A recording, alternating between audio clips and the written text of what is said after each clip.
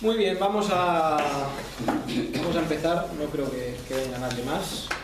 Johan me ha avisado que no viene, Isaac está en Valencia, entonces yo creo que estamos todos los que vamos a estar. Reina, ¿quieres orar tú, por favor? Padre, te damos gracias, Señor, por un día más, Señor, por un día más de tu misericordia, Señor. Gracias, Señor, porque nos has traído aquí, Señor, para aprender, Señor, abrir nuestras mentes, Señor, y para poder enseñar a las personas también que necesitan de tu palabra, Señor Jesús. Asimismo te pedimos, Señor, que tú le des sabiduría y entendimiento, Señor, a la persona que usted ha puesto adelante, Señor, al hermano de Israel, para que le dé mucha sabiduría y nos enseñe, Señor, a través de tu palabra, Señor, el Apocalipsis, Señor. Porque estamos aquí, Señor, para aprender, Señor, para que nos ayude para seguir adelante, Señor. Amén. Amén. Muy bien. Voy a comenzar diciendo, quizá esto no es muy esperanzador ni muy animante, pero la semana pasada era la clase fácil, ¿vale? A partir de ahora, y creo que es una clase muy necesaria por todo lo que dijimos. Si no han estado en la primera clase, echa un vistazo. Sobre todo lo que me interesa es que veáis los preámbulos, porque es muy importante. Esos preámbulos que hablamos son importantísimos, no solo para el entendimiento de Apocalipsis, sino para la interpretación de otros lugares de la Biblia. Creo que son puntos muy necesarios y con bastante seguridad los voy a enseñar en la escuela dominical, o los voy a comentar por lo menos, porque son muy necesarios. Voy a repetir que estamos mirando el libro de Apocalipsis no solo como la presentación desde el punto de vista doctrinal de la Iglesia, sino vamos a ver las diferentes formas que a través de la historia o los diferentes grupos cristianos han interpretado Apocalipsis. Esto no es en la práctica, no es un estudio ni es una predicación.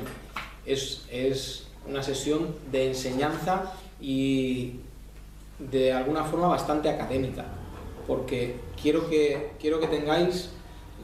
sepáis un poco de lo que está pasando en el tema de la interpretación, porque vamos a ver más adelante que de la forma que interpretamos Apocalipsis tiene mucho que ver con la forma que hemos interpretado el resto de la Biblia.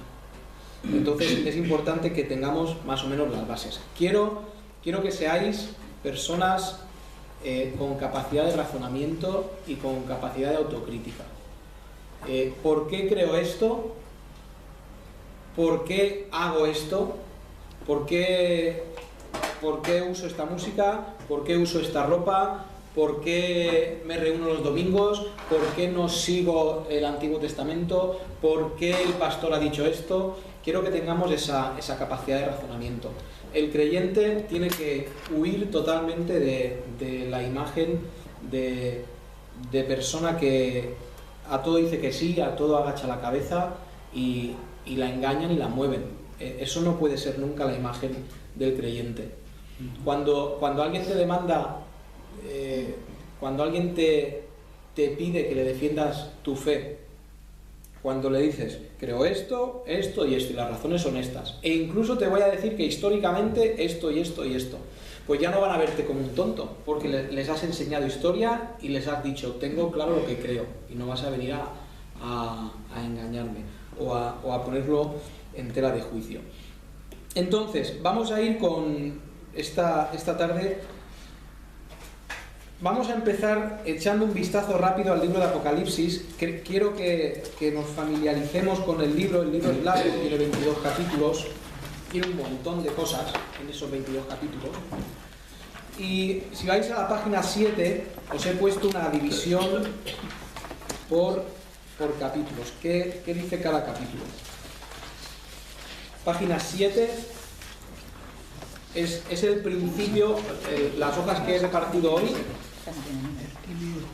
Sí, pero tú no tienes número, pero es división por capítulo. Vale. Pero es la única que no tienes números. Mira, Empezamos con la sección de personas. Ya acabo de llegar.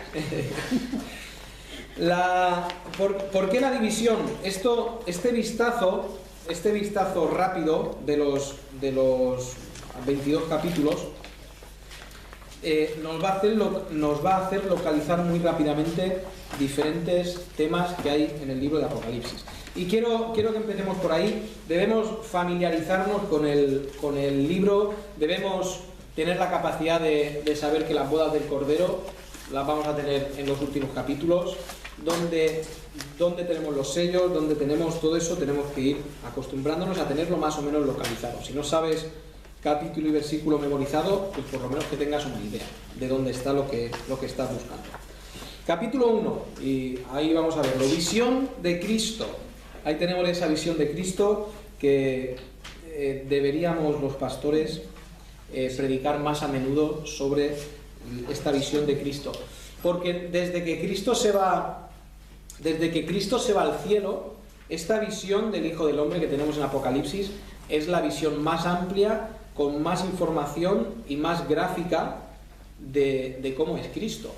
Porque a través de las cartas tenemos información de Cristo, pero esto es un buen lugar donde pararse a estudiar y ver qué es Cristo. Tenemos estos capítulos muy fácil de recordar, capítulo 2, capítulo 3, tenemos las 7 iglesias a las cuales va dirigida en principio la carta. 4 y 5 es la adoración celestial, y el capítulo 5 muy famoso por ese versículo 2, ¿quién es digno de abrir el sello? Y va a aparecer el cordero inmolado. Y fijaos, versículo 6, y en medio de los ancianos estaba en pie un cordero como inmolado. ¿Qué es inmolado? Un cordero al que han matado, un cordero sacrificado. ¿Cómo era ese cordero? ¿Cómo estaría para que Juan pudiera reconocer que pudiera identificar que había sido sacrificado? No sabemos, quizá con heridas curadas, no sabemos, pero tendremos tiempo de estudiar eso. Capítulo 4, capítulo 5, la visión la visión de ese trono de gloria, la adoración celestial y el Cordero. Capítulo 6, el Cordero empieza a abrir los 6 sellos que tiene el rollo, y ahí es cuando empieza a desatarse los juicios. Con cada sello que va a ir abriendo el Cordero se van a ir desatando juicios.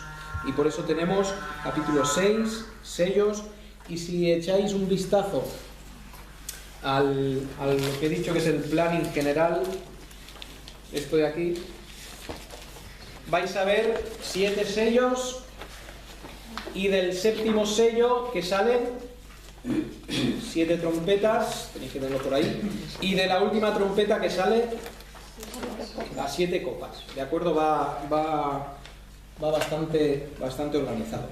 Por eso tenemos capítulo 6, los sellos. Dentro del capítulo 7 tenemos los 144.000 y la multitud de vestiduras blancas. Todo eso vamos a ver quiénes son esos 144.000, quiénes son los de las vestiduras blancas, ¿de acuerdo? Capítulo 8 al 11 tenemos las trompetas con sus diversos juicios, y tenemos las trompetas de la 1 a la 6.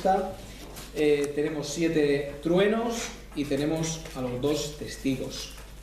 Llegamos al capítulo 12, tenemos la mujer y el dragón, un pasaje muy interesante. Tenemos capítulo 13, las 2 bestias. Todo esto en el sistema dispensacionalista, premilenarista y pretribulacionista, todas estas palabras, o sea, la posición donde vamos a estar nosotros. Pertenece a la tribulación, ¿de acuerdo? Todos estos capítulos están dentro de esos 7 años de tribulación. Muy bien, tenemos capítulo 15, los 7 ángeles con las 7 plagas. Sí, eso es, 15, 7 ángeles con 7 plagas. Capítulo 16, las copas de la ira. Capítulo 17, la gran ramera condenada. ¿Quién es esa gran ramera? Lo vamos a estar viendo. Capítulo 18, la caída de Babilonia. ¿Qué es Babilonia? Ya veréis que hoy vamos a ver un punto de vista interesante sobre qué es la Babilonia del capítulo 18. Capítulo 19, la cena de las bodas del Cordero y la venida de Cristo. Esto va a ser interesante localizarlo también, porque este pasaje va a ser importante para luego ver el resto del libro de Apocalipsis. Tenemos capítulo 20, el milenio, los 1000 años, y el juicio final a las naciones. Eso es el juicio del gran trono blanco, ahí en el capítulo 20. Y en capítulo 21, 3 palabras muy importantes: Nueva Jerusalén, nueva tierra y nuevos cielos. Y va a ser el capítulo de las cosas nuevas. Y también muy interesante de ver. Venga, vamos a meternos con la primera forma de interpretar el libro de Apocalipsis. La primera forma se llama la forma preterista. He dado hasta ahora detallitos o pequeñas pinceladas de las diferentes formas de interpretación. Llegamos a una forma de interpretación que preterista significa algo que está en el pasado. Pretérito es algo que está pasado. Y fijaos cómo dice ahí las notas. Esta forma de interpretar Apocalipsis defiende que lo que leemos en el libro ya ha ocurrido. Los juicios que se narran recayeron sobre la nación judía en el primer siglo. Todo Apocalipsis está dentro del primer siglo. ¿De acuerdo? Esto es lo que dice esta posición. A través de las guerras judeo-romanas ocurre todo esto, y siendo consumados esos juicios con la destrucción de Jerusalén. Por eso, este punto de vista no cree en un reino milenario literal. Ellos van a decir que, básicamente van a decir, en un libro como Apocalipsis, que hay tantas cosas figuradas, y sin que en otro sitio de la Biblia se nos diga que el reino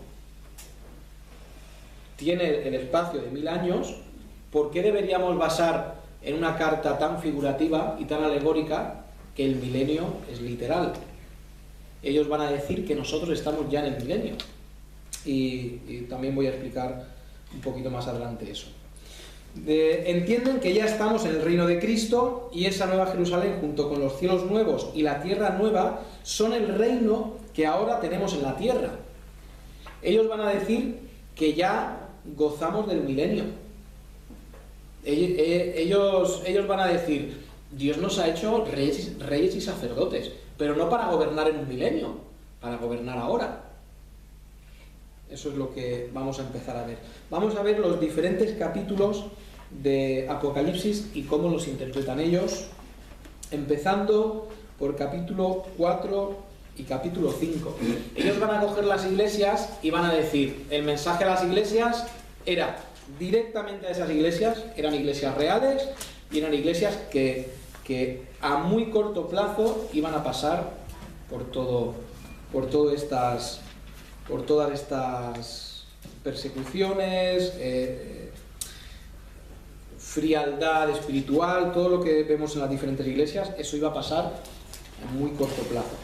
Fijaos, capítulo 4 y capítulo 5, que en el sistema, voy a llamarlo tradicional, ¿de acuerdo? El sistema dispensacional, premilenario, pretribulacionista, lo voy a llamar el sistema tradicional, para que nos entendamos. En el sistema tradicional, el capítulo 4 y capítulo 5 es lo que precede a la apertura de esos sellos y al principio de la tribulación, de la gran tribulación. ¿Qué van a decir ellos? Ellos van a decir: todo lo que hay en el capítulo 4 y capítulo 5 o ha pasado ya o espiritualmente ha pasado ya. Por ejemplo, tenemos la adoración celestial. Que miren ahora para ver si voy más rápido o más lento. Fijaos, en esa adoración celestial dice: después de esto miré, y he aquí una puerta abierta en el cielo. Esto es cuando ha acabado el mensaje a las iglesias, ¿de acuerdo? Le ha dicho a las iglesias: escribe esto y mándalo a todas. Capítulo 4. Después de esto miré, y he aquí una puerta abierta en el cielo, y la primera voz que oí como de trompeta, hablando conmigo, diciendo: sube acá, y yo te mostraré las cosas que sucederán después de estas. Y al instante yo estaba en el Espíritu, y he aquí un trono establecido en el cielo, y en el trono uno sentado. Juan está teniendo un éxtasis, por decirlo de una forma que lo entendamos, y está teniendo una visión, ¿de acuerdo? Y el aspecto del que estaba sentado era semejante, esto el que está sentado en el trono, ¿de acuerdo? El aspecto del que estaba sentado era semejante a piedra de jaspe y de cornalina, y había alrededor del trono un arco iris, semejante en aspecto a la esmeralda. Y alrededor del trono había 24 tronos, y vi sentados en los tronos a 24 ancianos, vestidos de ropas blancas con coronas de oro en sus cabezas. Y del trono salían relámpagos y truenos y voces, y delante del trono ardían 7 lámparas de fuego, las cuales son los 7 espíritus de Dios. Y delante del trono había como un mar de vidrio, semejante al cristal, y junto al trono y alrededor del trono 4 seres vivientes llenos de ojos delante y detrás. El primer ser viviente era semejante a un león, el siguiente era semejante a un becerro, el tercero tenía rostro como de hombre, y el cuarto era semejante a un águila volando. Y los 4 seres vivientes tenían cada uno 6 alas, y alrededor y por dentro estaban llenos de ojos, y no cesaban día y noche de decir: Santo, Santo, Santo es el Señor Dios Todopoderoso, el que era, el que es y el que ha de venir. Y siempre que aquellos seres vivientes dan gloria y honra y acción de gracias al que está sentado en el trono, al que vive por los siglos de los siglos, los 24 ancianos se postran delante del que está sentado en el trono y adoran al que vive por los siglos de los siglos, y echan sus coronas delante del trono, diciendo: Señor, digno eres de recibir la gloria y la honra y el poder, porque tú creaste todas las cosas y por tu voluntad existen y fueron creadas.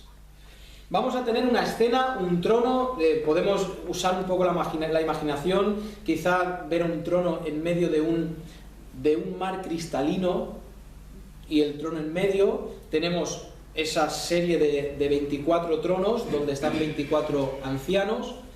Tenemos a estos seres vivientes, a estos 4 seres vivientes, el águila, el hombre, el león y el becerro, y todos están en esta escena. Hasta ahora no ha aparecido Cristo, pero todos están en esta escena. Esta es una escena de alabanza y de adoración. El sistema preterista que estamos viendo va a decir: esto no va a ocurrir, porque esto es toda una imagen. ¿Toda una imagen de qué? De la alabanza perfecta a Dios. Los otros sistemas, o por lo menos el sistema dispensacional, va a intentar identificar a los distintos personajes de la escena. El sistema dispensacional va a intentar decir: no, los ancianos son estos. Fijaos, 24, un número un poco curioso. Pero 12 ancianos son de esto, 12 ancianos son de otro, los 7 espíritus que están alrededor, eso es la presencia del espíritu, y van a decir que todo eso ocurrió de verdad, los tradicionales. Estos preteristas van a decir: eso no va a pasar nunca. Eso solamente nos está dando una imagen de que Dios es alabado por toda la humanidad, por todos los seres celestiales, por el Espíritu, por el Cordero y por todos. Luego, al final cuando veamos, lo digo porque seguramente os van a venir preguntas conforme voy hablando. Cuando terminemos de ver el sistema preterista, lo tenemos en el capítulo, en la página 9, vais a ver que tenemos puntos fuertes de esta forma de interpretar y puntos débiles de esta forma de interpretar. ¿De acuerdo? Así que voy a ir explicando cómo ellos lo entienden, y después voy a dar los puntos fuertes y los puntos débiles. Para que tengáis una idea, los que estáis haciendo nivel B y los que estáis haciendo nivel C, para la próxima semana voy a pedir muy poquito. Voy a pedir que leáis el libro de Apocalipsis en vuestras palabras y sin alargaros mucho. Luego lo repetiré, ¿de acuerdo? Pero quiero que me hagáis un resumen del punto de vista preterista, no de toda la interpretación, sino de cómo enfocan ellos la interpretación. Es muy fácil, lo he dicho ya. Ellos están diciendo que todo el libro de Apocalipsis ha ocurrido ya, ¿de acuerdo? Entonces, en vuestras palabras, expresar eso. Y también voy a pediros que me deis una razón a favor de esta interpretación y una razón en contra. Lo vamos a ver luego después, ¿de acuerdo? Lo digo para que estéis los de nivel B, nivel C, un poquito más despiertos que el resto. Capítulo 5, el rollo y el cordero. Seguimos en esta escena celestial con el capítulo 5. Dice: y vi en la mano derecha del que estaba sentado en el trono un libro escrito por delante y por fuera, sellado con 7 sellos. Esto de los 7 sellos es algo para nosotros rarísimo, pero en la antigüedad esto era algo muy común. Cuando algo era muy importante, cuando iba dirigido para un alto dignatario, se ponían muchos sellos. Los sellos aseguraban que nadie había leído el documento y que si estaban abiertos los sellos ya sabías que se había leído, ¿de acuerdo? Cuando querías hacer cosas secretas, sobre todo los reyes lo hacían de esta manera. Entonces, ese libro, debemos entender que en esa cultura entendían muy fácilmente que oye, ¿quién es el que va a abrir esto, no? Sabemos que estos rollos tan importantes van a cierta persona y no lo puede abrir otra persona. Entonces, ¿quién va a abrir este sello? Y no sé si estarían los ancianos mirándose unos a otros, pero Juan mira y dice: ¿quién es digno de abrir el rollo? Fijaos, capítulo 2. Y vi un ángel fuerte que pregonaba a gran voz: ¿quién es digno de abrir el libro y desatar los sellos? Y ninguno, ni en el cielo, ni en la tierra, ni debajo de la tierra, podía abrir el libro, ni aún mirarlo. Y lloraba yo mucho porque no se había hallado a ninguno digno de abrir el libro, ni de leerlo, ni de mirarlo. Y uno de los ancianos me dijo: no llores, he aquí que el león de la tribu de Judá, la raíz de David, ha vencido para abrir el libro y desatar sus 7 sellos. Y miré y vi que en medio del trono y de los 4 seres vivientes y en medio de los ancianos estaba en pie un cordero como inmolado, que tenía 7 cuernos y 7 ojos, los cuales son los 7 espíritus de Dios enviados por toda la tierra. Y vino y tomó el libro de la mano derecha del que estaba sentado en el trono de Dios. Fíjate, el rollo no es que esté ahí en medio, es que Dios tiene el rollo en la mano. ¿Quién es digno de abrir? Y viene el cordero. Y cuando hubo tomado el libro, los 4 seres vivientes y los 4 ancianos se postraron delante del cordero. Todos tenían arpas y copas de oro llenas de incienso, que son las oraciones de los santos.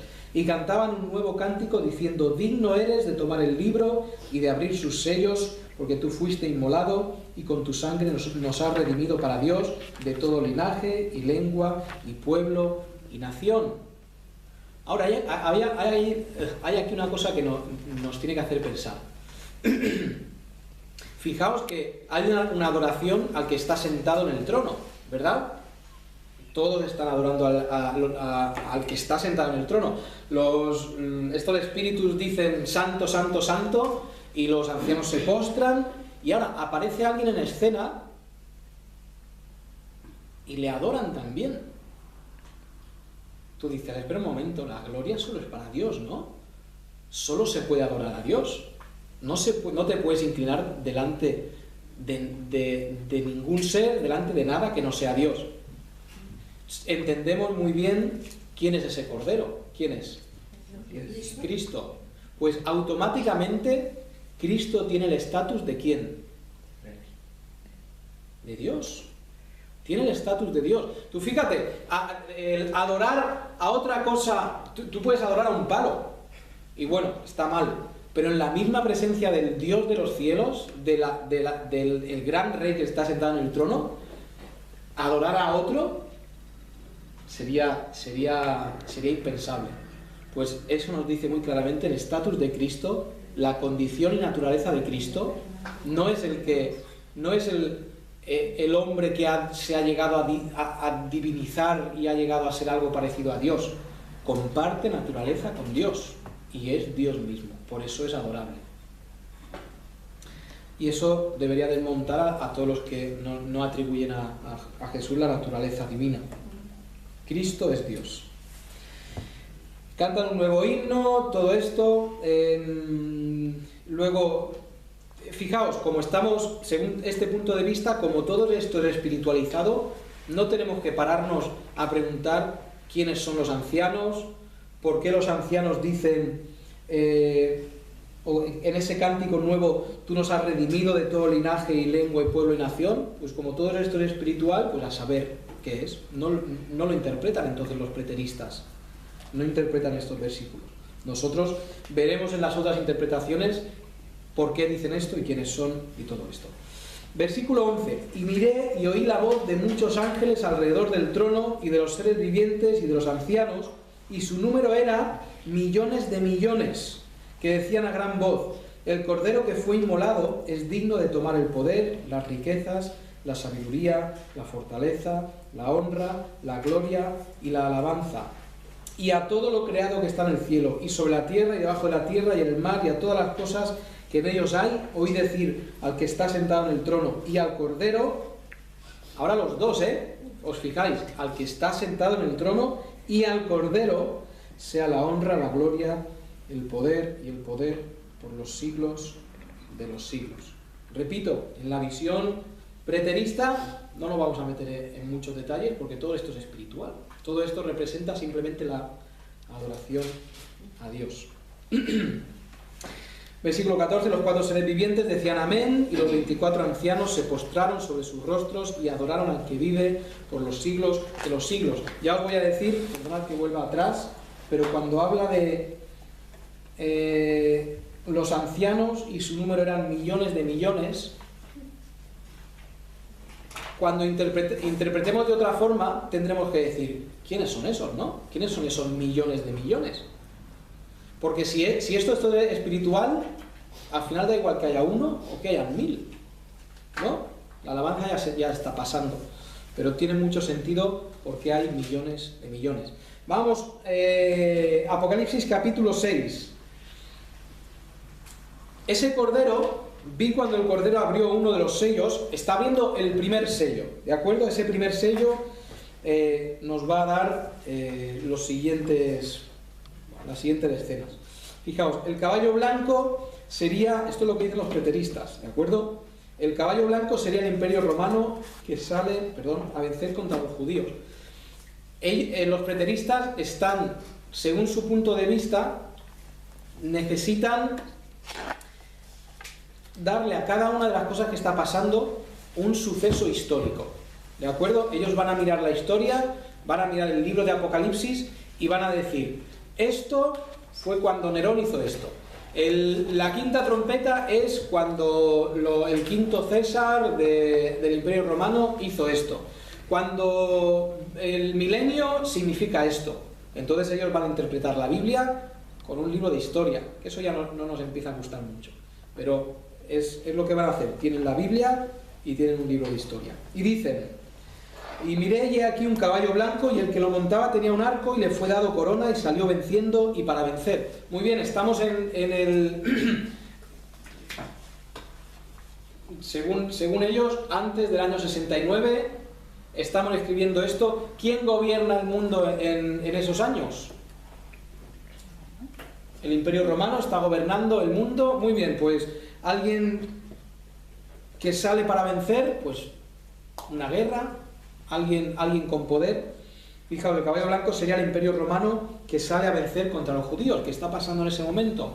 En ese momento, un poquito después, Nerón va a atacar, no personalmente, sino va a mandar a Vespasiano, creo que si no me equivoco, va a mandarlo a destruir Jerusalén. Ya os digo de antemano, todo el libro de Apocalipsis, según los preteristas, es la destrucción de Jerusalén y de Judea. ¿De acuerdo? Ellos van a decir, todo lo de Apocalipsis es la destrucción de Judea para que venga un reino nuevo. No me adelanto. Muy bien, tenemos, cuando abrió el segundo sello, esto es versículo 3, oí al segundo ser viviente que decía, ven y mira, y salió otro caballo, bermejo es rojo granate, algo así, eso es bermejo. Y al que le montaba le fue dado poder de quitar de la tierra la paz y que se matasen unos a otros, y se le dio una gran espada. Pues, que se maten unos a otros, pues una guerra civil. El caballo bermejo sería la guerra civil que se desarrolla en Jerusalén. Cuando la ciudad de Jerusalén es sitiada por Vespasiano, después por Tito, Vespasiano se marcha a Roma, luego daré más detalles. Pero dentro de Jerusalén y dentro del templo hay 3 facciones, las cuales no solamente están siendo atacadas por los romanos, sino que ellos se están peleando, ¿de acuerdo? vais a ver cómo muchas cosas coinciden curiosamente con la historia. Y dices, ah, mira, esto es súper parecido con lo de la historia. Y es interesante. Tenemos después caballos amarillo y negro, gran hambre que pasaron en la ciudad sitiada, eso sería el amarillo, y desde luego el caballo negro sería la muerte. Eso es muy claro. Pasaron hambre, era una ciudad sitiada, todas las ciudades que han sido sitiadas han tenido muerte y han tenido hambre. ¿De acuerdo? No es algo especial de ese momento de la historia. Seguimos leyendo ya se han abierto varios sellos, llegamos al versículo 9, se abre el quinto sello, vi bajo el altar las almas de los que habían sido muertos por causa de la palabra de Dios y por el testimonio que tenían. El quinto sello, las almas de los que habían sido muertos por la causa a través de la historia. Ellos dicen, todos los que han sido muertos a través de la historia están bajo el altar clamando porque Dios haga justicia. Ellos van a decir, todos los que habían sido muertos por mano de los judíos y que de verdad eran cristianos están debajo de ese altar clamando. Muy bien, el sexto sello lo tenemos un poquito más abajo, el versículo 12. El sexto sello, aquí hubo un gran terremoto y el sol se puso negro como tela de cilicio y la luna se volvió toda como sangre y las estrellas del cielo cayeron sobre la tierra como la higuera deja caer sus higos cuando es sacudida por un fuerte viento. Y fijaos, voy a decir, como ellos lo que no puedan atribuir a la historia, lo van a espiritualizar. Esto es lo que va a pasar, va a ser la tónica a través de todo el libro. Si algo no me encaja en la historia, lo espiritualizo y digo que realmente no pasó, que realmente es una imagen de otra cosa. Pues ellos van a decir que hubo terremotos, que hubo muertes, que todo esto es una imagen de la destrucción que iba a ocurrir en Jerusalén. ¿De acuerdo? Lo siguiente que tenemos, versículo 14, el cielo se desvaneció como un pergamino que se enrolla y todo monte y toda isla se removió de su lugar. Y ellos dicen, pues la historia nos habla de que cuando Jerusalén fue sitiada, como tenía que venir un gran ejército, nos cuenta Josefo en su libro Guerras, que allanaron, los que iban preparando el camino delante del ejército, allanaron para que el ejército pudiera llegar hasta la misma puerta o muro del templo. Entonces ahí hay una posible coincidencia con la historia. Muy bien, seguimos. Capítulo 7, tenemos a los 144.000 sellados. Y esos 144.000 ellos van a decir que serían los primeros judíos cristianos, ¿de acuerdo? Si tenemos todo esto ocurriendo en el 68-69 aproximadamente, ¿quiénes son los 144.000 que son sellados? Y sobre estos 144.000, versículo 3, dice, no hagáis daño a la tierra, ni al mar, ni a los árboles, hasta que hayamos sellado en sus frentes a los siervos de nuestro Dios. Estos 144.000 están sellados, están protegidos. ¿Qué van a decir los preteristas? Los preteristas van a decir que en el año 68 Nerón se suicida. ¿De acuerdo? En el año 68 Nerón se suicida. ¿Qué ocurre después de que Nerón se suicide? Acontece lo que en la historia se llama como el año de los emperadores, o el año de los 4 emperadores. Y es que en el año 69 gobiernan 4 emperadores en Roma. ¿Por qué? Uno dura unas semanas, lo matan. Otro viene unos meses, lo secuestran y lo exilian. Y así llegamos a tener 4 emperadores. Y mientras todo eso está ocurriendo, hay un lapso de un año en la guerra judeo-romana. Y nos dice el historiador Eusebio, y también uno que se llama Epifano, que en ese año algunos de los creyentes que había dentro de Jerusalén huyeron a otra ciudad segura. Entonces los preteristas van a decir, mira, estos son los 144.000 sellados. Vuelvo a decir, el número no tiene que ser exacto. Pueden ser 5.000, pueden ser 1.000 o pueden ser 200.000. No es un número exacto, dicen ellos. Son los sellados que son librados de la destrucción de Jerusalén. Eso es lo que van a decir ellos. Capítulo 8 y 9. Vamos un poco al galope, pero capítulo 8 y 9. Se va a abrir el séptimo sello. Como recordáis, del séptimo sello, cuando veis el diagrama del séptimo sello, van a salir las trompetas. Sí, del séptimo sello van a salir las trompetas, así que tenemos eso, capítulo 8. Tenemos el séptimo sello, tenemos las trompetas. Fijaos, el versículo 5 dice: y el ángel tomó el incensario y lo llenó del fuego del altar y lo arrojó a la tierra, y hubo truenos y voces y relámpagos y un terremoto. En el libro Guerras, eso que está entre comillas, Guerras es el libro que escribió Josefo, y Josefo está en todo esto que está ocurriendo. Josefo está dentro. Josefo es el historiador judío más famoso que hay en la historia. Él estaba peleando en principio a favor de los judíos, pero resulta que le secuestran, le cogen como cautivo, y él era muy bueno hablando y tal, y hace amistad con Vespasiano.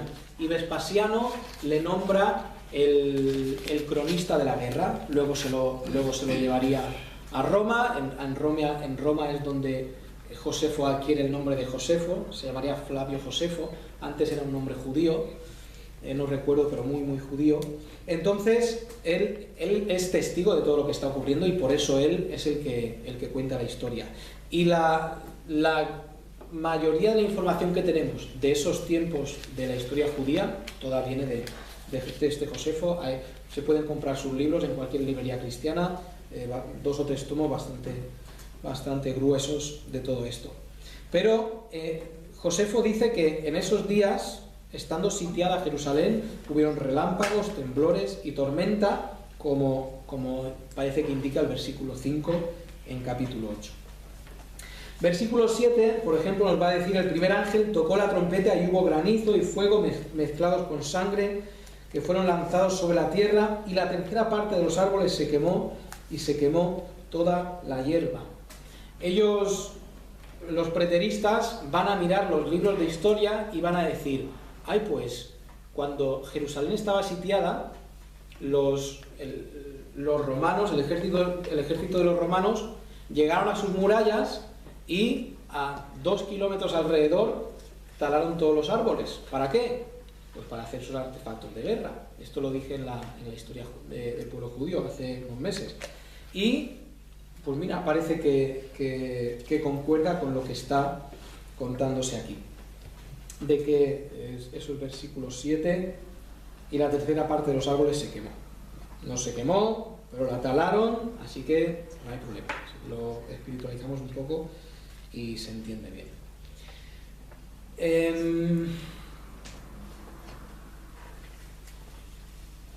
Luego va a seguir hablando de desastres. Por ejemplo, tenemos en el capítulo 7 las langostas. Todo esto de las plagas, las langostas.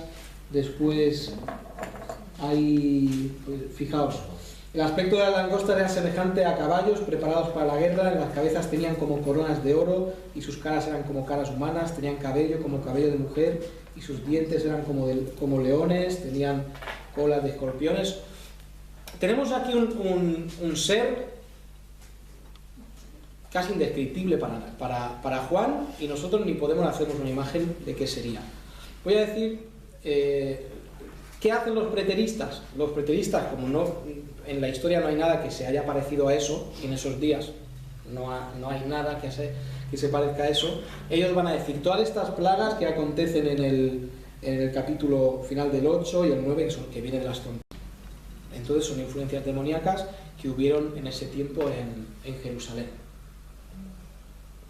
Entonces, bueno, ellos lo van a interpretar así. Ahora voy a decir una cosa referente a todas estas visiones tan complicadas para nosotros. Voy a decir esto: que nosotros no podamos creer que algo es posible no significa que no pueda pasar. ¿De acuerdo? A día de hoy se siguen investigando los océanos, y yo no sé si habéis visto estos peces, creo que lo llaman abisales, que está en el fondo a un montón de kilómetros en el fondo del mar y con un montón de dientes, hay uno que tiene una bombilla con luz, o sea, seres que han salido de las pesadillas de nuestras pesadillas igual. Pero ¿alguien podría pensar que existen esos animales tan raros, tan feos? Yo he visto que ha salido en el documental esos pescados, unos dientes grandes, feos. Horrible. Si buscas en internet tienes un montón de imágenes y dices, esto es horripilante. Que nosotros no podamos visualizar o creer que es o asimilarlo con algo no significa que no sea posible, ¿de acuerdo? De vez en cuando las auroras boreales es algo increíble que nosotros porque vemos las fotos, pero si hace 500 años un nativo le decía cuando vuelve a su tierra de cazar las ballenas, dice, he visto unas luces en el cielo que hacían así y eran verdes y tal, ¿qué le iban a decir? ¿Estás loco? ¿Tú estás loco? ¿Qué has bebido en este viaje? Porque esto es de locos. Entonces, que nosotros no podamos creer que algo es posible no significa que no sea posible. No significa... si Dios podría levantar estos seres cuando Él quisiera y con la facilidad que Él quisiera. ¿De acuerdo? Entonces, los preteristas van a decir esto no encaja en la historia, entonces es simplemente una influencia demoníaca que había en ese momento. Capítulo 11, damos un salto. En el capítulo 10 no he encontrado que los preteristas ninguna interpretación de ellas, así que de ese capítulo, o sea que pasamos al 11. Fijaos, tenemos ahí a los dos testigos, tampoco van a decir mucho los preteristas sobre los dos testigos. Fijaos, los 42 meses, esto lo tenemos en el versículo 3, y daré a mis dos testigos que profeticen por 1260 días vestido de cilicio, estos son 42 meses. Volvemos a decir, para ellos no tiene que ser 42 meses, es simplemente un suceso de tiempo indeterminado. Y fijaos lo que dicen. Los 42 meses, dicen los preteristas, serían el tiempo que duró la guerra judeo-romana.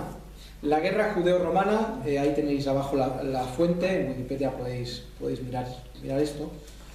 Voy a decir que Wikipedia normalmente es bastante fiable en los datos y en lo que dice, porque de todo lo que se escribe hace falta referencias que estén por escrito en otros sitios. Entonces, para que no penséis, mira, porque de Wikipedia, pues es bastante fiable. Comenzó en el año 66 a causa de las tensiones religiosas entre griegos y judíos. ¿Y por qué están los griegos ahí en medio? Es otra historia que contaré otro día. Pero terminó cuando las legiones romanas... Terminó cuando las legiones romanas, comandadas por Tito en el año 70, Tito es el hijo de Vespasiano, ¿de acuerdo? En el año 70 asediaron y destruyeron Jerusalén, donde saquearon e incendiaron el templo de Jerusalén. Fijaos, del 66 al 70, pues se pueden encajar 3 años y medio. 42 meses se pueden encajar bien. Si comienza a mitad del 66, pues llega hasta final del 70. Entonces, eso les encaja bastante bien a los preteristas. Capítulo 12, no he encontrado la interpretación que hacen los preteristas de este capítulo, así que vamos al 13. Las dos bestias. Fijaos que dice, me paré sobre la arena del mar y vi subir del mar una bestia que tenía 7 cabezas y 10 cuernos, y en sus cuernos 10 diademas y sobre sus cabezas un nombre blasfemo. Y la bestia que vi era semejante a un leopardo, y sus pies como de oso, y su boca como de león, y el dragón le dio su poder, y su trono, y su grande autoridad. Ello para entender, vamos a leer el capítulo entero, que nos va a ayudar a entender un poco. Vi una de sus heridas como herida de muerte, pero su herida mortal fue sanada y se maravilló toda la tierra en pos de la bestia. Y adoraron al dragón que había dado autoridad a la bestia, y adoraron a la bestia diciendo, ¿quién como la bestia y quién podrá luchar contra ella? También se le dio boca que hablaba grandes cosas y blasfemias, y se le dio autoridad para actuar 42 meses. Fijaos, ahí están otra vez los 42 meses. y abrió su boca en blasfemias contra Dios, para blasfemar de su nombre, de su tabernáculo y de los que moran en el cielo. Y se le permitió hacer guerra contra los santos y vencerlos. Y también se le dio autoridad sobre toda tribu, pueblo, lengua y nación. Y la adoraron todos los moradores de la tierra, cuyos nombres no estaban escritos en el libro de la vida del Cordero, que fue inmolado desde el principio del mundo. ¿Qué van a hacer los preteristas con esta imagen de la bestia? Ellos van a decir, la bestia es un imperio, pero a la vez es un hombre. Y ellos intercambian ser un hombre con un imperio. Fijaos que la postura tradicional se va a basar en esto para decir que en la tribulación todo el mundo estará detrás de la bestia apoyándola.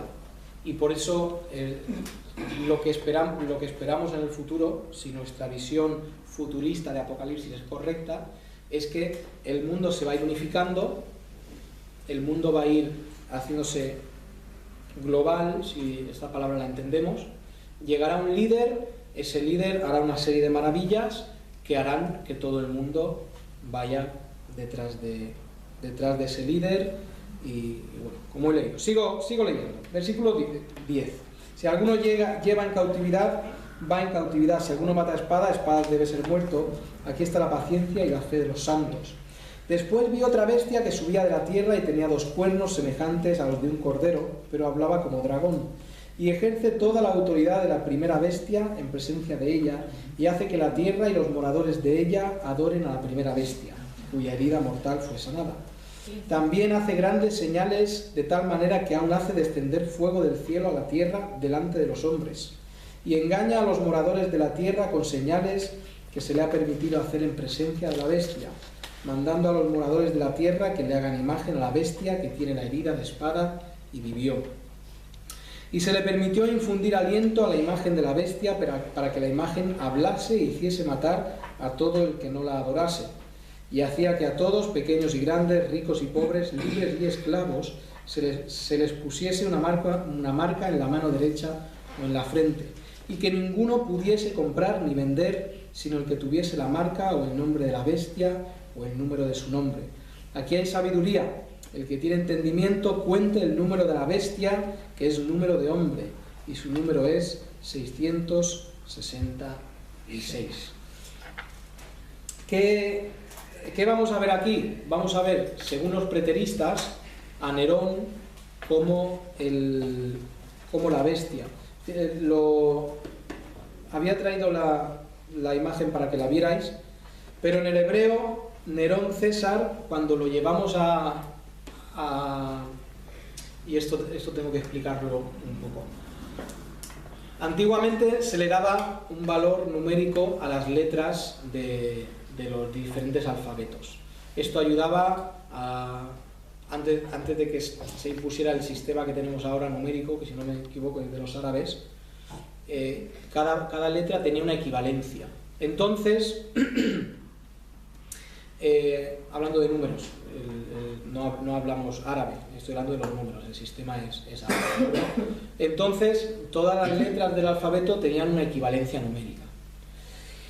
La equivalencia numérica en el hebreo de la palabra Nerón César suma, según los preteristas, 666. Yo voy a decir que yo me he descargado ese código, yo lo he sumado y no me da 666. Pero bueno, le voy a dar voy a decir que me he equivocado yo, le voy a dar el beneficio de la duda a los preteristas. Ahí me sale 686. Y esto es lo que dicen ellos, ¿de acuerdo? Les encaja perfectamente. Dirán, el anticristo es Nerón, pero ¿quién podría mejor que Nerón cumplir el papel del anticristo? Nerón hizo una persecución enorme contra los judíos en Roma. Dice la historia que inventó torturas que no se habían inventado hasta ese momento para hacer sufrir a los creyentes. Y hizo una gran persecución en los años de Nerón, sobre el 66, 67, por las persecuciones de Nerón, serían los años que se cree que morirían Pedro y Pablo, pues por mano de las persecuciones de Nerón. Pedro, si os acordáis, crucificado, él pidió ser crucificado boca abajo, dijo: yo no soy digno de morir igual que mi Señor, y Pedro, anciano, pidió ser crucificado boca abajo, y Pablo, como ciudadano romano, no podía ser crucificado ni podía ser torturado, y cuando un ciudadano romano era condenado a muerte, siempre era muerto por la espada. Entonces se le cortaba la cabeza. Tenían ese honor, me río, pero no hay. Digo honor porque desde luego es mucho mejor que la tortura de la cruz. Pues los preteristas cogen a Nerón y van a decir que él es el anticristo. Fijaos, versículo 5 al 7 habla de la persecución de los santos por 42 meses, y el preterista Kenneth Gentry, o algo así, afirma que este es el tiempo en que Nerón persiguió cruentamente a los cristianos entre el 64 y el 67, época en la cual morirían probablemente Pedro y Pablo, y ellos, los preteristas, van a decir que aquí se encuentran esos 42 meses que encontramos en el versículo. Preguntas que levanta este capítulo. Dice que hay una bestia que recibe una herida mortal, una herida de espada, y que no muere. Es lo que tenemos hemos leído. En el 12 dice la bestia cuya herida mortal fue sanada, lo va a decir en versículo 3: vi una de sus cabezas como herida de muerte, pero su herida mortal, que tenía que haber muerto, fue sanada, y se maravilló toda la tierra en pos de la bestia. ¿Qué van a decir los preteristas? Repito, tienen que buscar un evento histórico en el cual Roma sufriera un golpe mortal, pero no se deshiciera el imperio. Y ellos van a decir que ese año 69, el año de los 4 emperadores, es un año lleno de tumultos, lleno de rebeliones, unos pelean contra otros, unos echan manos del Senado, otros levantan el ejército, se asesinan, se envenenan, se matan unos a otros, y los preteristas van a decir: ¿ves? Ese es el momento en que el Imperio Romano estuvo a punto de morir, y al final milagrosamente salió adelante el imperio. Por esto es sujeto a su opinión, a su interpretación. Ya veremos cómo interpretamos, o cómo interpretan los otros puntos de vista, cómo interpretan estos versículos. La herida mortal sanada, el año 69, lo tenéis en las notas, es conocido por el año de los 4 emperadores, tensiones políticas, desórdenes, guerras intestinas, etc. Todo esto hace pensar que el imperio estuvo a punto de desastre, y esa es la herida mortal que sana. Capítulo 14, damos un salto, el canto de los 144.000, el mensaje de los 3 ángeles y la tierra segada. Ellos van a decir que estos capítulos continúan con el juicio de la nación de Israel, representan juicios muy severos, y van a decir que, como tenéis en las notas, que es la devastación de las guerras judeo-romanas. Tengo que decir, a favor de los preteristas, se calcula que en esas guerras judeo-romanas murieron más de 1 millón de judíos.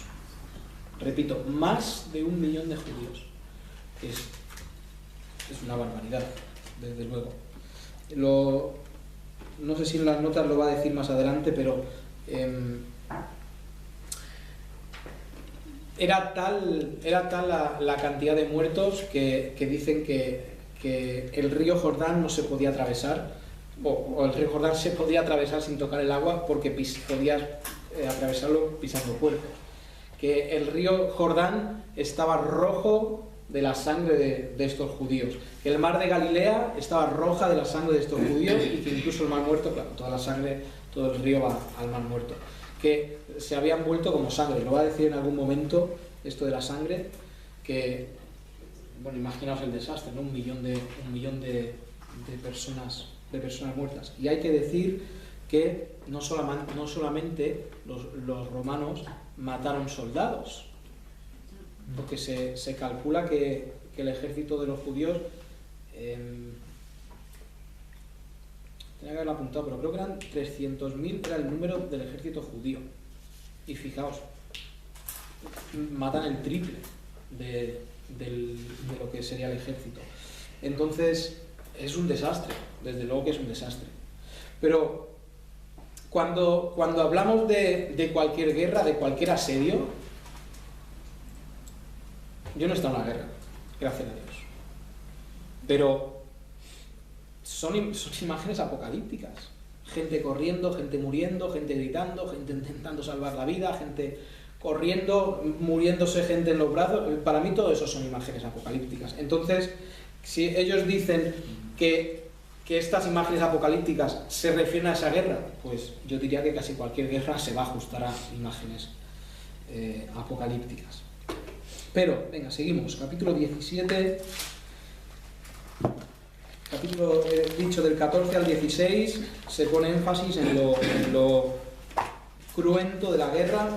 Capítulo 17, 18, condenación de la gran ramera. ¿Quién es la gran ramera? La interpretación que estamos viendo esta tarde, la interpretación preterista, va a decir algo que a nosotros nos sorprende. Y es que la gran ramera es Jerusalén. Jerusalén y el pueblo judío son la gran ramera. Ellos dicen, podéis mirar, leer el capítulo tranquilamente, no tenemos demasiado tiempo, pero fijaos versículo 6, por ejemplo: vi a la mujer ebria de la sangre de los santos y de la sangre de los mártires de Jesús, y cuando la vi quedé asombrado con gran asombro. Y esa gran ramera dice que está ebria de la sangre, de tanta sangre que ha derramado de los justos. Y claro, tenemos a Cristo en Mateo 23, 34. Venga, vamos a ver ese pasaje. Mateo 23, 34 y 35.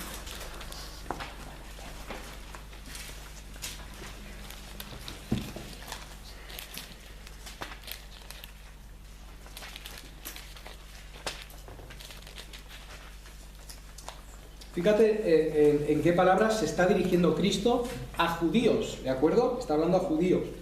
Dice: por tanto, de aquí yo os envío profetas. Bueno, de 33 primero: serpiente, generación de víboras, ¿cómo escaparéis de la condenación del infierno? Por tanto, de aquí yo os envío profetas y sabios y escribas, y de ellos a unos mataréis, crucificaréis, y a otros azotaréis en vuestras sinagogas y perseguís de ciudad en ciudad, para que venga sobre vosotros toda la sangre justa que se ha derramado sobre la tierra, desde la sangre de Abel el justo hasta la sangre de Zacarías, hijo de Berequías, a quien matasteis, hablando a los judíos, entre el templo y el altar. Entonces los preteristas van a decir: claro que Jerusalén está saciada de sangre, ha matado a todos los profetas y a todos los justos que Dios ha enviado. Esto es lo que van a decir ellos, ¿de acuerdo?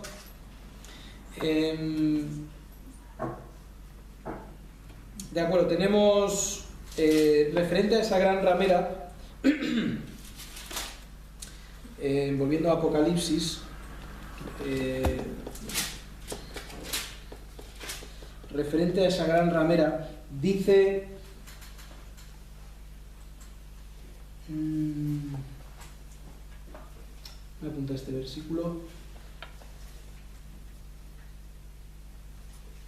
Sí, versículo 4. Y la mujer estaba vestida de púrpura, esta mujer que cabalga la bestia, y la mujer estaba vestida de púrpura y escarlata y adornada de oro y de piedras preciosas y de perlas, y tenía en la mano un cáliz de oro lleno de abominaciones y de la inmundicia de su fornicación. Los preteristas van a hacer una conexión con el Antiguo Testamento, y es que cuando vamos al Antiguo Testamento y vemos en la forma... la ropa de los sacerdotes judíos eran, ahí tenéis la referencia, Éxodo 39, 29, Éxodo 28, 31 al 43, cuando está describiendo la vestidura de estos sacerdotes. Los colores son esos: escarlata, púrpura y también los sacerdotes tenían azul. Aquí no habla de azul, pero los sacerdotes también vestían con un cinto color azul y todo esto. Muy bien, capítulo 19. Vamos, que nos quedamos sin tiempo. Vale, alabanzas en el cielo, la cena de las bodas del Cordero. ¿Qué hacemos con todo eso? Vamos a volver a decir, eso no es algo que tenía que ocurrir así. No tiene por qué ser una cena, no tiene por qué haber alegría, no tiene por qué haber una boda. Ellos van a decir que la cena de las bodas del Cordero representan la celebración, y ojo a este párrafo, y representa la celebración del abandono de los judíos para inaugurar el tiempo de los gentiles.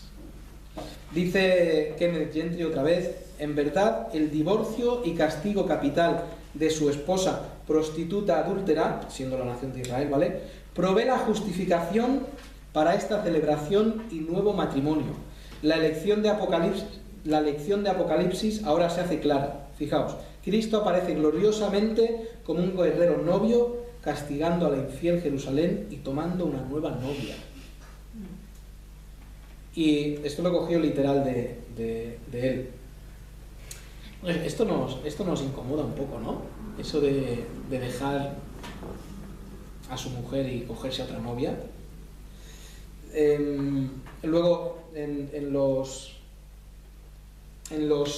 puntos débiles voy a hablar un poquito de esto. Vamos al capítulo 20. El capítulo 20, vuelvo a decir, milenio no tiene por qué ser un milenio. Si lo de antes no tenía por qué ser una boda, pues un milenio tampoco tiene por qué ser 1000 años. El milenio empieza en el primer siglo, es lo que van a decir ellos. Ya estamos en el milenio. Cuando Cristo viene y dice: el reino de los cielos se ha acercado, Él viene a traer el reino y ya estamos en ese reino milenario, es lo que dicen ellos. Recordad que no es milenial, sino milenario. Milenial es como se llama la juventud de estos tiempos, millennial dicen. Pero en nuestro castellano correcto, y tristemente lo vais a ver en muchos libros, usar el reino milenial, no es el reino milenial. Algo que se refiere a 100 es centenario. Algo que se refiere a 1000 es milenario, como el halcón milenario de Star Wars. No es milenial, tampoco es premilenial, es premilenario. Por eso no es premilenial, es premilenarista. No, lo vais a ver en la mayoría de los libros que cojáis y que abráis para decir premilenial, no pasa nada. Vamos a ser misericordiosos. El milenio no es entonces un tiempo definido. Estamos en ese milenio, no sabemos cuándo acaba, según los preteristas.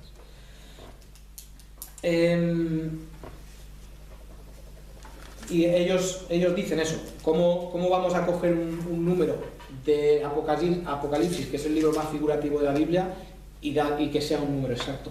Ellos dicen que eso no es congruente.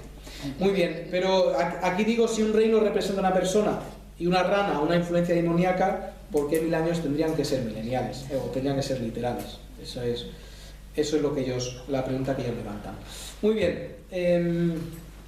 Después tenemos, tú dirás, oye, pues en el milenio Satanás era atado, ¿no? No tenemos que en el milenio Satanás es atado. ¿Satanás está atado ahora? Pues los preteristas van a decir que claro que está atado ahora mismo Satanás. Que cómo podría haber impuesto su reino Jesús si primero no ha quitado a Satanás. Y ellos van a mencionar en Mateo 18, 28. Ahí hay dos citas. No sé cuál es la que...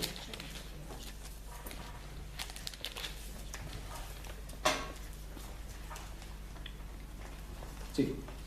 Versículo 29 es lo que debe ser 29. Venga, desde el 28. ¿Pero capítulo? Perdón, 12, 28. Mateo 12, 28. Sí, es he ido a la cita que hay debajo. No he ido a Mateo 28.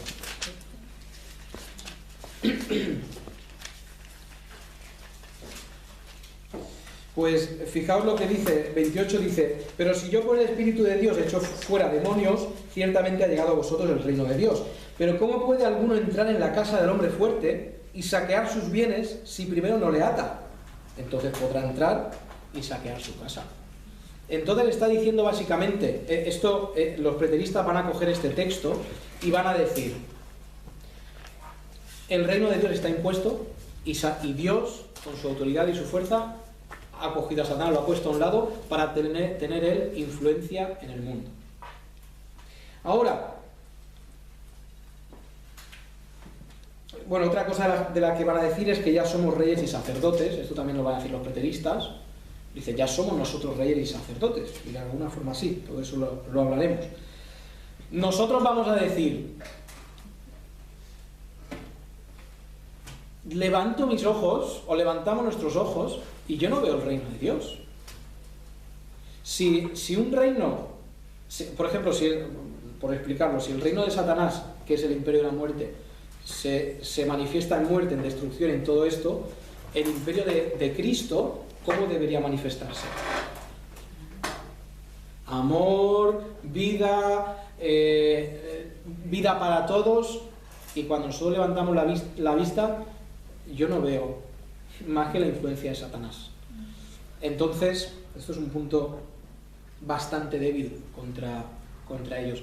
Y claro, los preteristas van a decir, no, el reino de Dios está, y los cristianos están peleando por arreglar el mundo y porque el lugar sea un mundo mejor y el reino de Dios está avanzando, y claro que sí, pero no es la tónica general. Después añado algo en los puntos débiles.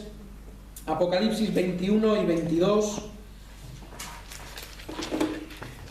Apocalipsis 21 y 22 va a decir, nosotros vamos a encontrar ahí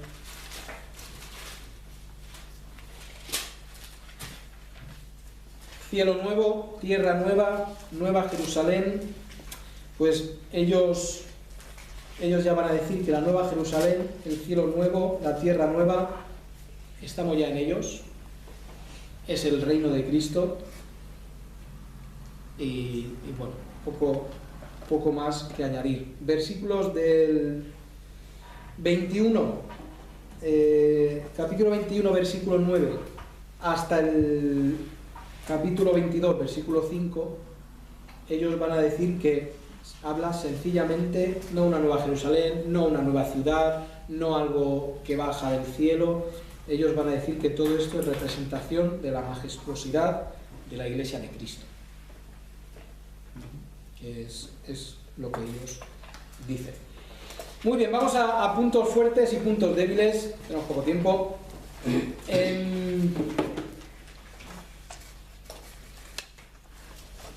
Desde luego que para que interpreten de esta manera y digan que su interpretación es hermenéutica y su interpretación es la más natural, que es lo que van a decir las cuatro interpretaciones, van a decir, yo soy el que más rigurosamente interpreto esto y mejor lo interpreto. Tiene que tener puntos fuertes a los cuales se agarren y digan, mira, esto es muy claro para defender mi punto de vista. El punto más fuerte, uno de los puntos más fuertes, es la aplicación de la palabra cerca o la palabra pronto. Lo encontramos en capítulo 1, versículo 3.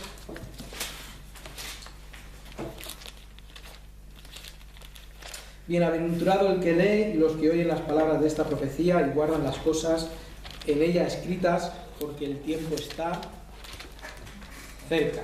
Y claro, tú miras el calendario y tú dices, cerca igual no es la mejor palabra. Llevamos 2000 años o 1900 años desde que todo esto fue dicho. Pues cerca no es la mejor palabra. Y ellos van a decir, claro que cerca es la palabra, porque todo lo escrito en el Apocalipsis se cumpliría en unos poquitos años. Después de que Juan lo escribiera, todo esto es cerca. Entonces es un buen punto para ellos. La palabra, las varias veces que se dice la palabra que esto está cerca, que esto está en breve, eso va a ser un punto de los calientes en las diferentes interpretaciones. Otro de los puntos fuertes es que en Mateo 24, 34,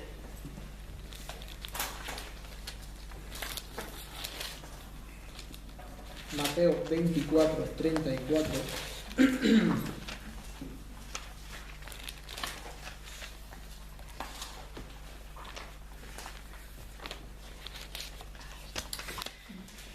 Mateo 24, 34 está hablando de esos últimos días.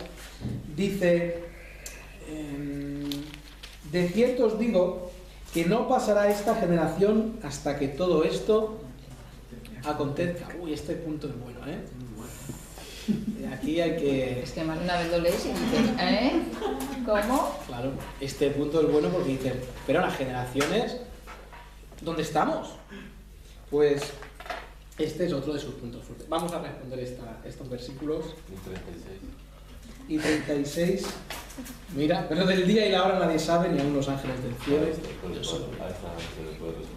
Eso es. Pues mira, ahí está una posible contestación.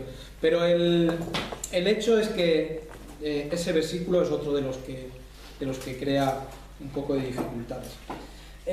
Otro punto fuerte de ellos es la interpretación de Mateo 24. Mateo 24 siempre, en la interpretación tradicional, siempre nos pone un poco nerviosos. Porque parece decir que, primero, encaja muy bien con lo que pasó en tiempos de Nerón, en esa destrucción de Jerusalén. Y segundo, parece decir a los creyentes, corre porque la destrucción te está pillando. Y los tradicionales...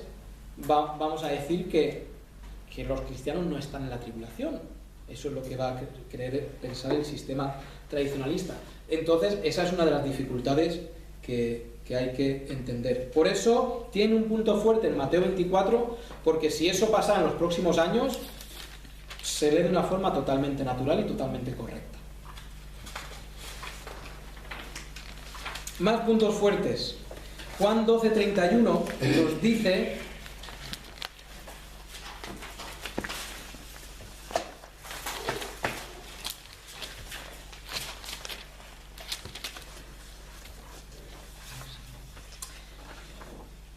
Dice desde el 30, respondió Jesús y dijo, no ha venido esta voz por causa mía, sino por causa de vosotros. Ahora es el juicio de este mundo, ahora el príncipe de este mundo será echado fuera. Y dices, un momento, el príncipe del mundo ha sido echado fuera, pero vemos sus obras en el mundo. Además nos va a decir Efesios... Lo tengo apuntado esto en algún sitio, no sé dónde. Efesios 2:2 nos va a decir que él es el príncipe de la potestad del aire, el espíritu que ahora impera en el mundo. Entonces, este será echado fuera, debemos entenderlo y intentaremos explicarlo e interpretarlo. Sí, Efesios 2:2, ahí está. En el quinto punto, estas líneas se me han colado. Mira que está arriba. Pero el quinto punto es Mateo 12:28, nadie roba un hombre si no le ha atado primero. Y eso lo hemos mirado antes. ¿Cómo podría ejercer Dios poder en este reino, ahora en la tierra, si no ha cogido primero a Satanás y lo ha echado? Venga, puntos débiles. Tenemos 9. Primero, dificultad de encajar eventos de la historia con los detalles de Apocalipsis. Claro, nos defrauda un poco hermenéuticamente a la hora de interpretar que tú estés encajando todas las cosas al detalle, que los 42 días fueron exactamente los que fueron perseguidos y luego en el próximo renglón sale una rana y no es una rana. Entonces nos falla un poco la congruencia de la interpretación.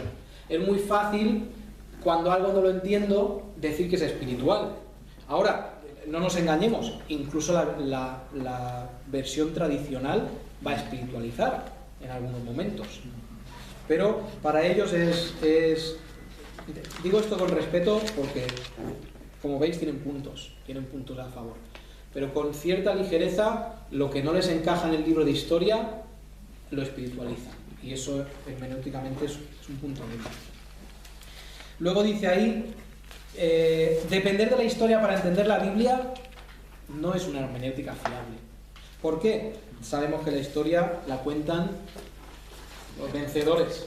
De vez en cuando sale algún perdedor y llora un poco y cuenta la historia. Pero fijaos que estamos dependiendo de que lo que se nos ha contado es verdad. Fijaos que uno de los problemas que tenemos con la salida de los israelitas de Egipto es que históricamente la única fuente que tenemos diciéndonos que salieron 2 millones de personas de Egipto es la Biblia. No tenemos evidencia externa, pero esto tiene cierto sentido, porque ¿qué rey quiere que pongan en su tumba destruyó su país por no dejar salir a los esclavos? El Dios de los esclavos fue más fuerte que su Dios, no tuvo la fuerza de hacer tal, su país quedó... No, escucha, cambia, pon ahí todo lo bueno mío, no pongan lo malo, porque esto lo van a leer toda mi descendencia, pon que yo era un rey súper bueno y un faraón ejemplar. Entonces, vengo a decir con esto, la historia no es 100% fiable. La historia no es donde nos debemos basar para hacer las interpretaciones de nuestros textos. La historia nos va a ayudar y muchas veces cuando leemos la historia de las iglesias a las cuales es enviada las cartas, pues nos da una imagen de dónde va. Pero cuidado otra vez, la historia es historia y no es 100% veraz.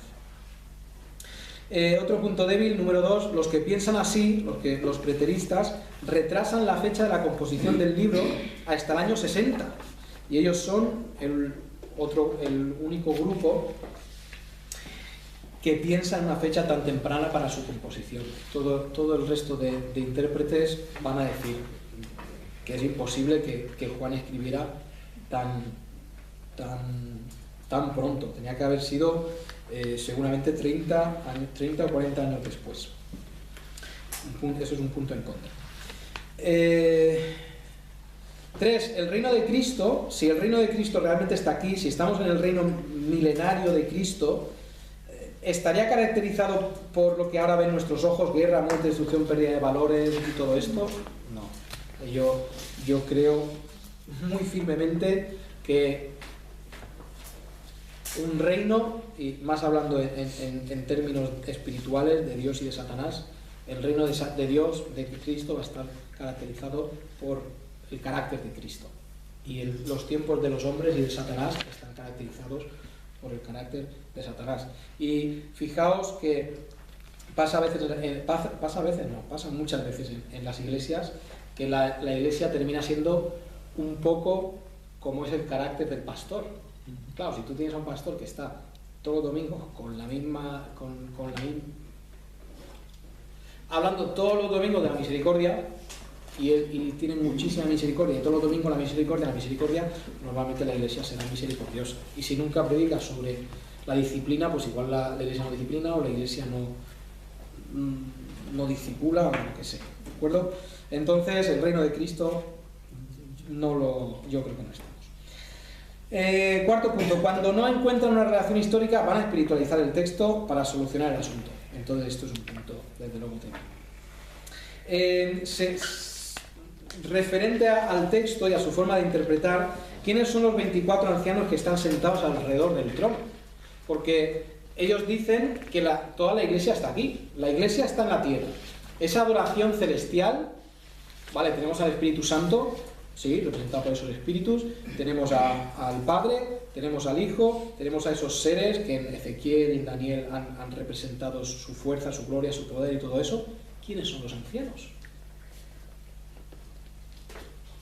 Los hombres los descartamos, porque según ellos los cristianos estamos en este mundo. La pregunta, ¿quiénes son los ancianos? No tienen respuesta. ¿Qué hacen? Espiritualizan y dicen, eso no es que estos sean esto y estos sean esto, es que todo es una imagen de adoración. Cuando leemos el texto nos haría pensar en algo a nivel mundial, no local, ¿no? Cuando se habla de los dolores de parto, cuando se habla de esos tiempos se definen como los dolores de parto, así serán los dolores de parto, pero no puede ser algo que estuviera solamente en Jerusalén a nivel local, y sí, un desastre desde luego, pero yo cuando leo la tercera parte de la tierra, la tercera parte de los árboles, cayendo cosas del cielo, yo pienso en algo global. Yo pienso en algo que tiene que ser el apocalipsis de la tierra. Nunca mejor usar ese concepto. Entonces, para mí es un punto débil. El 7. ¿Quiénes están en la cena de las bodas del Cordero? ¿Quiénes están? ¿Quiénes son? Pues volvemos a decir que espiritualizar y decir que eso es una imagen de lo maravilloso que es el reino de Cristo en la tierra. Entonces, eso es para mí un punto débil. ¿Cómo entendemos aquí quiénes son bienaventurados? Dice el texto, bienaventurados los que se encuentren en las bodas del Cordero. Y estas cartas son enviadas a personas. Y está diciendo, bienaventurado eres si tú estás en la boda del Cordero. Pero un momento. Yo no puedo estar, si eso es una imagen, ¿cómo voy a estar yo? Entonces hay que espiritualizar eso también. Y decir, cuando él está diciendo a una persona bienaventurada, lo que está diciendo realmente es, bienaventurado si tú formas parte del reino de Cristo en la tierra. Entonces, hermenéuticamente es un poco débil. Punto 8. El lenguaje de Dios divorciándose y abandonando a los judíos y yéndose con su nueva novia no nos encaja en la enseñanza bíblica. Primero, por desechar a su pueblo. Romanos 11, 1 y 2 dice que Dios no ha terminado con los judíos, que hay plan para ellos. En segundo término, Dios no es un esposo que deseche para buscar otra pareja, aunque Israel le hubiera sido infiel. Y tenemos el libro de Oseas, que le dice, Dios le dice a Oseas, ve y corre y busca una mujer adúltera. ¿Cómo? ¿Una adúltera? Sí, una adúltera. Porque vas a ser una imagen de que yo os he amado a vosotros cuando vosotros sois unos infieles. Y yo lo he dicho ya en alguna ocasión, aunque se diera una infidelidad en un matrimonio, existe el perdón. No tiene por qué destruir eso un matrimonio. Y Israel es totalmente infiel. E Israel crea unos desastres y Dios tiene que castigarles. Pero al final, el mensaje del libro de Oseas es: al final te voy a amar. Al final te voy a amar. Y esto vale parejas, hombre y mujer. Tu mujer es un desastre, ámala. Tu marido es un desastre, ámalo. Bueno, se podría decir mucho sobre esto. No voy a decir más. Lo tenéis en el libro de Oseas, echad un vistazo al libro de Oseas. Es un cántico al perdón de Dios, a la misericordia de Dios, al amor de Dios. Cuando pensamos en el Antiguo Testamento en un Dios airado y enfadado y destructor de pueblos, no es la imagen correcta. Leer a Oseas y ver al Dios, digo esto entre comillas, al Dios del Antiguo Testamento lleno de amor hacia alguien que no le ama, en el pueblo de Israel. Versículo punto 9 nos deja una gran incógnita para lo que está por delante. Claro, fijaos que ¿y nosotros qué? Sería la pregunta. ¿Vale? Si todo esto ya ha ocurrido, si lo que estoy leyendo se ha aplicado hace 2000 años, oye, pues vamos a quitar el libro de Apocalipsis de la Biblia, ¿no? Eso ya no tiene importancia, ya no tiene repercusión ninguna. Igual podríamos coger algunos pasajes, el principio de Cristo, la visión de Cristo, eso es muy bonito, pero el resto, si ya ha pasado, fuera. ¿Dónde estaría la aplicación para nosotros? No tendría una aplicación. Si está en el futuro, podemos decir, Dios ha desvelado lo que dije la semana pasada, el objetivo final de Apocalipsis, desde mi punto de vista y desde la forma en que interpreto Apocalipsis, es, al final, nosotros ganamos. Al final, nosotros somos los vencedores. Al final hay un final feliz para nosotros. Según esta forma de interpretación, no hay mucho consuelo para nosotros en el libro de Apocalipsis. Ver algunos detalles sobre Cristo, ver que el reino de Dios es algo maravilloso, pero poco más. Y fijaos que se ha dado en el Antiguo Testamento, Dios revela y abre las puertas del futuro en varias ocasiones. Le dice a Abraham, yo te voy a hacer una nación enorme, va a salir de tu descendencia. ¿Por qué tenía que saberlo? Cuando Dios le dice a José, bueno, Dios le profetiza a Abraham que iban a ser 400 años esclavos en Egipto. ¿Por qué? Revelar el futuro.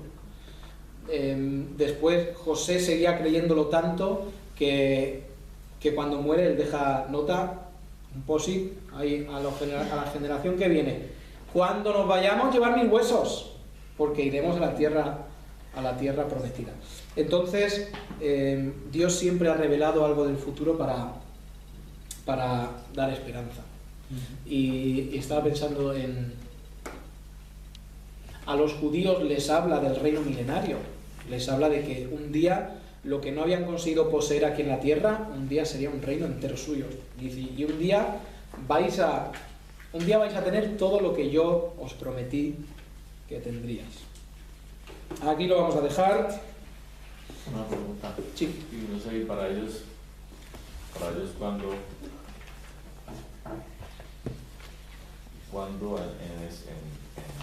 cuando ha llegado Jesús, cuando vino y cuando va a regresar. Ellos no tienen ninguna idea de cuándo Cristo va a volver. Ellos no tienen ninguna idea. Porque todo lo que ellos miran es el pasado, absolutamente pasado. No hay, y claro, esta es una de las cosas que me mosquea. A mí ellos no dejan nada para el futuro, nada absolutamente para el futuro. ¿Creen en la segunda venida de Cristo? Yo diría que no. Entonces, Voy a preguntar, porque mi hermanita va a una iglesia bautista, preterista, ¿qué dice? Preterista. Sí, pero yo creo que la iglesia de tu hermana van a ser idealistas. No. He hablado ¿Son con preteristas? ella, entiendo y es esto. Ella me ha dicho esto y creen en los que estamos en el milenario año de paz, creen en todo lo que hemos visto hoy, porque he hablado con ella y me ha contado todo lo que me estás contando, me lo contó, pero ahora que me he dado cuenta, ahora voy a ir a hablar con ella para decirle que no es así. Pues dile, ya no os peleéis, Con amor. Dile que ve Pero, en YouTube. pero si lees, es que no puede ser posible que Satanás esté acá, o es que si no yo ya no pecaría, la gente no estaríamos jugando con el león y la cebra y todo lo que cuentan ahí. Y cuando dicen que salen esos seres, es que eso es real, que ahora tú ves la ciencia, están poniendo inseminación, un cerdo con células humanas y salen. Si pueden hacer eso un humano, no va a ser capaz Dios el dueño de la genética y de la tecnología. Yo creo que sí. De todas formas, si ella tiene información, que te la dé, porque yo quiero, a mí me interesa. Más bien trae información. Eso es. También es verdad, bueno, lo que poco que he leído, justo sabíamos que iba a leer algo de preterismo. Según los preteristas también tienen, hay dos, parece ser también, no tengo ni idea. Hay preteristas parciales y totales. Los preteristas totales sí que creen, yo creo que son más los totales, que todo creen que son ya todo del pasado, y luego hay parciales que creen que ha pasado parte y otra parte no tanto. Los parciales son historicistas. Vale, ni idea. La palabra es historicistas y eso lo vamos a ver la próxima semana. Vale. Que ellos lo que van a decir es todo el libro de Apocalipsis se ha estado dando a través de toda la historia. Y es un punto interesante. Vamos a orar y terminamos. María José, ¿quieres orar tú? Señor y Padre, te damos tantas gracias porque tú, Señor, nos dejaste tu palabra para que podamos estudiarla y para que podamos aprender, Señor, de ella, y también, como ha dicho el pastor antes, para que podamos dar defensa de nuestra fe y para que tengamos la convicción de lo que tú nos has dicho es verdad, Señor. Ayúdanos a creerte y ayúdanos a no dejar tampoco que si hay algunas cosas que no han sido reveladas nos impidan tener paz o comunión con otros hermanos o contigo mismo por no habernoslas revelado, porque tú sabes, Señor, lo que quieres que sepamos y lo que no. Y te pido que nos lleves con bien a nuestras casas y en el nombre de Jesús. Amén. Amén.